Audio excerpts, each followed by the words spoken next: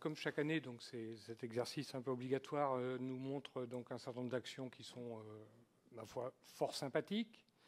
Mais comme chaque année, on se pose la même question, est-ce que ce qui est fait est à la hauteur face à l'enjeu?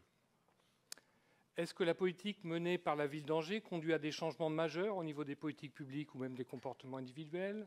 Est-ce que ces actions permettent de nourrir une nouvelle culture du vivant dont nous avons tant besoin? À notre sens, la réponse est évidemment non. Le problème auquel vous êtes confrontés, je parle, vous, c'est la majorité, en fait, c'est comment lutter contre un effet dont on chérit les causes. Par exemple, comment lutter pour la sobriété quand on défend la publicité dans l'espace public qui incite à la surconsommation? Comment lutter pour une réduction drastique de la place de la voiture à Angers quand on défend l'heure de stationnement gratuite et la construction de nouveaux parkings? Comment lutter contre la pollution de l'air quand on entend des déclarations dans la presse à propos de la ZFE disant qu'on ne veut pas donner de verge pour se faire fouetter?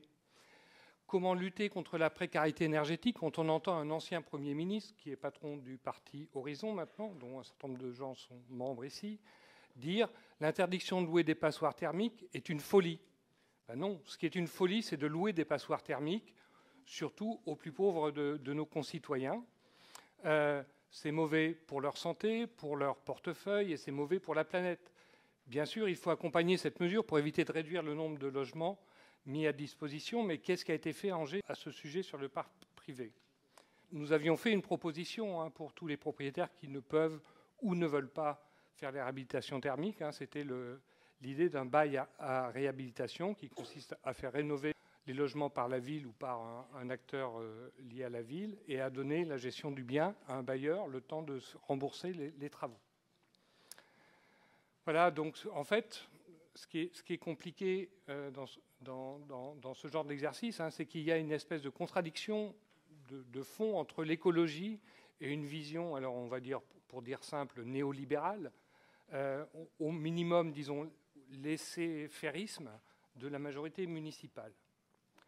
Voilà, donc comme chaque année, du coup, on a un joli petit catalogue de mesures qui permettent de faire de la communication. Mais c'est loin de ce qu'il faudrait faire pour être à la hauteur et pour réduire et nous adapter au changement climatique. Le ministre de l'écologie nous a appris ce matin que l'on devait se mettre sur une trajectoire de plus 4 degrés pour l'adaptation. C'est juste colossal, voire inimaginable. En gros, ça veut dire qu'Angers serait sur le climat d'Alger ou de Tunis. C'est pour vous dire le problème auquel on va faire face. Et nous faisons des mesurettes, alors très sympathiques. Tout à l'heure, on a vu des arbres. Un arbre, ça absorbe 20 kg de CO2 par an. Même un hectare de forêt, c'est 2 tonnes. Et je vous rappelle quand même que ce que nous émettons, nous, c'est 1,2 million de tonnes de CO2 sur Angers-Loire Métropole. Donc on n'est absolument pas du tout à la hauteur de la question. Le GIEC nous dit que tout retard supplémentaire vis-à-vis d'une action pour l'adaptation et pour l'atténuation manquera une brève fenêtre d'opportunité qui se referme rapidement pour garantir un avenir vivable et soutenable pour tous.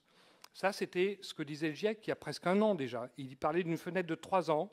Voilà, on est en train de la rater à force de procrastination et d'attentisme. Dommage.